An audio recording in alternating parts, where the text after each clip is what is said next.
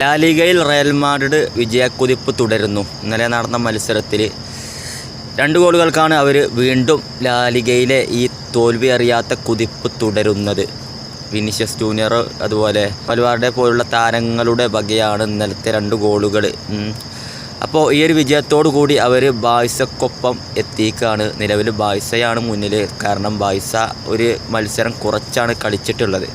ഒക്കെ വെച്ച് നോക്കുമ്പോൾ ബാഴ്സയാണ് മുന്നിലുള്ളത്. എങ്കിലും ബാഴ്സക്ക് ഇന്ന് കളിയുണ്ട്. ആ ഒരു മത്സരത്തിൻ്റെ റിസൾട്ടിനൊക്കെ ആസ്പദമായിട്ടിരിക്കും. ഏതായാലും 2 ടീമുകളും ലാലിഗയിൽ ഒപ്പത്തിനൊപ്പമാണ്. ഇതുവരെ തോൽക്കാത്ത ടീമാണ് റയൽ മാഡ്രിഡ്.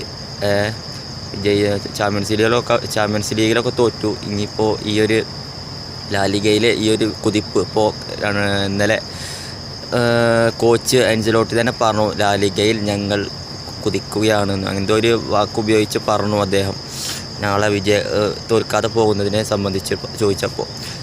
അപ്പോൾ ഏതായാലും റയൽ മാഡ്രിഡ് എംബാപ്പയുടെ വരവോട് കൂടി ഒന്നുകൂടി കരുത്തരായി. എങ്കിലും നമുക്കൊന്നും അവർ അത്രയും വാല്യുള്ളൊരു താരങ്ങൾ മുൻനിരയിൽ ഉണ്ടായിരിക്കെ അവരുടെ ഭാഗത്തു നിന്ന് അത്രയും വലിയൊരു പെർഫോമൻസ് ഒന്നും ഇതുവരെ കാണാൻ കഴിഞ്ഞിട്ടില്ല എന്നുള്ളത് വേണമെങ്കിൽ അങ്ങനെ തന്നെ പറയാം.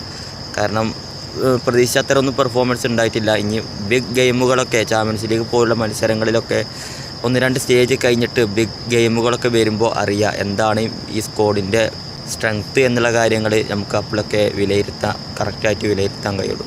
അപ്പോൾ ഏതായാലും വിനീഷ്യസ്, എംബാപ്പെ, റോഡ്രിഗോ പോലുള്ള താരങ്ങൾ ഒക്കെ നിരന്നിട്ടുള്ള റയൽ മാഡ്രിഡിൻ്റെ ഈ സീസണിലെ മികച്ച ടീം ഫുട്ബോൾ ലോകത്ത് ചർച്ചയായതാണ്. അതുപോലെ തന്നെയാണ് ഓപ്പോസിറ്റ് അവരുടെ ബാഴ്സലോണയും മികച്ച കരുത്തരായ ടീമാണ്.